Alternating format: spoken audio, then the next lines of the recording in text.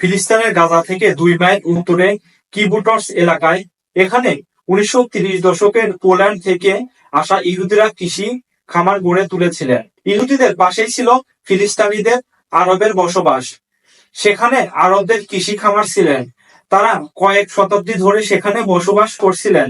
সে সময় মুসলমান এবং ইহুদিদের মধ্যে সম্পর্ক মোটে বন্ধুত্বপূর্ণ ছিল। কিন্তু 1930 দশকে ফিলিস্তিনিরা বুঝতে পারল যে তারা ধীরে ধীরে জমি হারাচ্ছেন। ইহুদিদের দলে দলে সেখানে আসে এবং জমি ক্রয় করতে থাকে। ইসরায়েলের রাষ্ট্র প্রতিষ্ঠানে সবসময় প্রায় 7 লাখের মতো ফিলিস্তিন বস্তুচ্যুত হয়েছে। তারা ভেবেছিলেন দ্রুত সমস্যা সমাধান হলেও তার বাড়ি ফিরে আসতে পারবেন। কিন্তু ইসরায়েল তাদের কখনোই বাড়ি ফিরতে দেননি।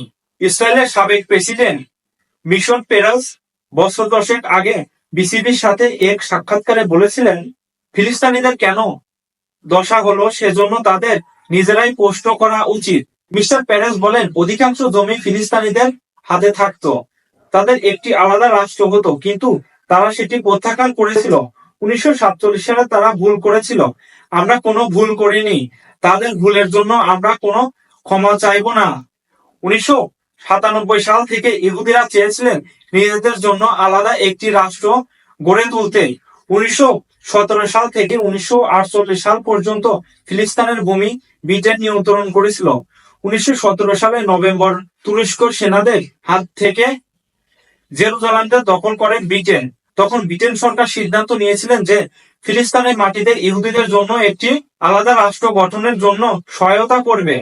ব্রিটেনের তৎকালীন পররাষ্ট্রমন্ত্রী লর্ড অস্টেন জেমস বেনফেন বিষয়টি জানিয়েছিলেন।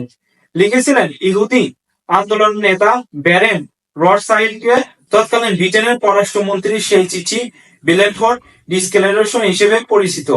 ইহুদিদের কাছে ব্রিটেনের প্রতিশ্রুতি দিয়েছিলেন যে ফিলিস্তিনি জমিতে তাদের একটি রাষ্ট্র গঠনের সুযোগ করে দিবে। যদিও রোমান সময়ে ইহুদিদের ছোট্ট একটি ধর্ম গোষ্ঠী সে জায়গায় বসবাস করত, ইউরোপ ইহুদিদের প্রতি যে নেতিবাচক দৃষ্টিভঙ্গি ছিল সেটি তাদের একটি নিজস্ব রাষ্ট্র গঠনের ভাবনাকে আরো ত্বরান্বিত করেছিল। 1933 সালের পর থেকে জার্মানি শাসক হিটলার ইহুদিদের প্রতি কঠোর হতে শুরু করেন। ইতিমধ্যে জাহাজে করে হাজার হাজার ইহুদি অধিবাসী ফিলিস্তিনের ভূখণ্ডে আসতে থাকে। তখন ফিলিস্তিনি আরবরা বুঝতে পারে তাদের অস্তিত্ব হুমকির মুখে পড়ছে। ফিলিস্তিনি আরবরা নিজেদের অস্তিত্ব টিকিয়ে রাখার জন্য বিদ্রোহ করে। তাদের হামলার লক্ষ্যবস্তু হয়েছিল ব্রিটিশ সৈন্য এবং ইহুদিদের নাগরিকরা। কিন্তু আরবদের সেই বিদ্রোহ কঠোর হতে দমন করেছিল।